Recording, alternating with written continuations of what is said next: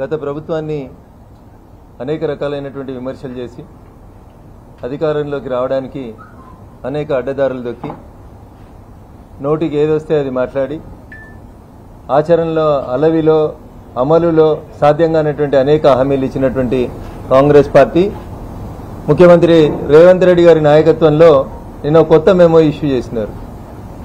ఏమంటున్నారు? గత ప్రభుత్వం తెలంగాణని తాగుబోతుల తెలంగాణగా మార్చింది. అర్ధరాత్రి దాకా మందు తాగిపిస్తారా? ఆడపిల్లల మీద అఘాయిత్యాలు పెరిగిపోతా ఉన్నాయి. మేము అధికారంలోకి వస్తే, కాంగ్రెస్ పార్టీ అధికారంలోకి వస్తే బెల్ట్ షాపులు బంద్ అవుతాయి, మద్యం లిమిటెడ్గా దొరుకుతుంది. తాగుబోతుల తెలంగాణగా కేసీఆర్ దీన్ని మార్చిండు. ఆయన తాగుతాడా వీళ్ళు తాగుతాడా చెప్పలేదు, కానీ మొత్తానికి తెలంగాణని తాగుబోతుల తెలంగాణగా మార్చిర్రు కేసీఆర్ గారు.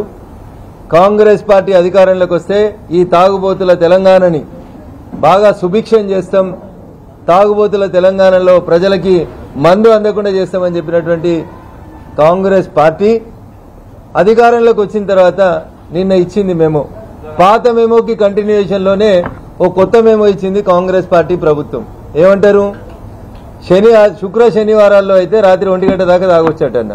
బార్ షాపులన్నీ బారా దర్వాజాలు కుల్లా పెట్టినారు. 1 గంట దాకా తాగుర్రి, మిగతా రోజులలో రాత్రి 12 దాకా తాగుర్రి. మరి పాతోడేమో తాగుపోతాడే, మరి మనమేంది తిరిగిపోతామా? 12 దాకా తాగిపిస్తారా అని ఎవరన్నా? మీ ఎమ్మెల్యేనే చెప్పిండు కదా మునుగోడులో ఒక ఆయన, నేను ఎమ్మెల్యేగా గెలవంగానే నా నియోజకవర్గంలో రేపటి నుంచి బెల్ట్ షాపులన్నీ బంద్ చేస్తా అన్నాడు సారు. కాంగ్రెస్ పార్టీ కూడా అధికారంలోకి వచ్చే కంటే ముందు, ఎలక్షన్ల కంటే ముందు చెప్పింది మొత్తం బెల్ట్ షాపులు బంద్ చేస్తాం, తాగుబోతుల తెలంగాణలో యువకులు దారి తప్పుతున్నారు, నేరాల సంఖ్య పెరుగుతుంది, కాపాడుతాము అని చెప్పారు. కాపాడిరో లేదో వాళ్ళకే తెలవాలి. కానీ కొత్తగా ఏం చేసిరన్నా? 12 దాకా రాత్రి 1 గంట దాకా పర్మిషన్లు ఇస్తూ మెమోలు జారీ చేసిర్రు. గత ప్రభుత్వం ఇచ్చిన అన్ని రద్దు చేస్తామని చెప్పినటువంటి రేవంత్ రెడ్డి గారు మరి ఈ మెమో విషయం లోపల మాత్రం చాలా మంచిగా చెప్పిండు. హైదరాబాద్ సిటీ పోలీస్ కమిషనర్ నిన్న ఒక మెమో, పోలీస్ డిపార్ట్మెంట్ తరఫున ఒక మెమో రిలీజ్ చేస్తారు తెలంగాణ ప్రభుత్వం. దీంట్లో ఏం చెప్తారన్నా? సెకండ్ పాయింట్ లో చెప్తారు, GOMS నెంబర్ 86. ఇది ఆగస్టు 1వ తారీఖు 2023లో అప్పటి టీఆర్ఎస్ ప్రభుత్వం తెచ్చినటువంటి జీవో. దీన్ని కంటిన్యూ చేస్తే ఏమంటారు వీళ్ళు? The government vide reference to cited as permitted the business hours of the liquor shops, అంటే wine shops, between 10 AM to 11 PM. 13 గంటలు బారా దర్వాజా కుల్లా అన్న. ఎక్కడెక్కడ ఇది? ఇన్ GHMC భాగ్యనగరంలో కూడా పొద్దుగాల 10కి మొదలు పెడితే రాత్రి 11 దాకా వైన్ షాపులన్నీ కుల్లా. ఇది ఒక జీవో.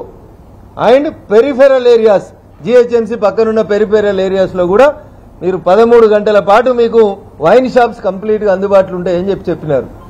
ఆగస్టు 1, 2023 అప్పటి బీఆర్ఎస్ ప్రభుత్వం ఇచ్చిన జీవోని రెఫర్ చేస్తూ మళ్ళీ ఇప్పుడు మెమో ఇచ్చిర్రు పాయింట్ నెంబర్ 2లో.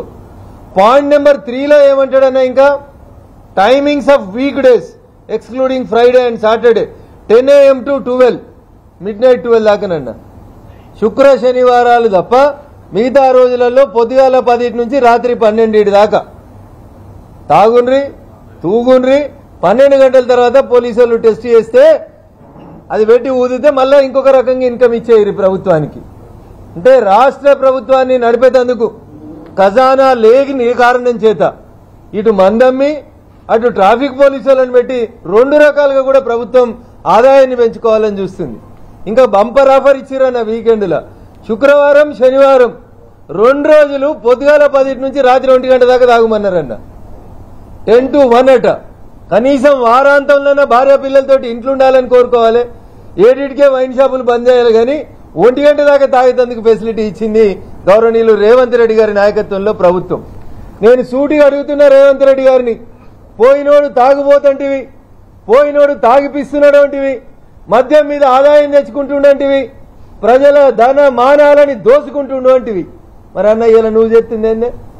ఒక్క బెల్ట్ షాప్ బంద్ అయిందా ఈ రాష్ట్రంలో? చెప్పాలి రేవంత్ రెడ్డి గారు ముఖ్యమంత్రి అయినాక. ఎక్సైజ్ ఆదాయం ₹1 తగ్గిందేమో గౌరవనీయులు భట్టి గారు, ఈ జిల్లా ఆర్థిక మంత్రి గారు చెప్పాలి. ఎక్సైజ్ ఆదాయం తగ్గిందా, మీరు వచ్చినాక పెంచుకున్నారు ఆదాయం అనేది చెప్పాలి. అందుకనే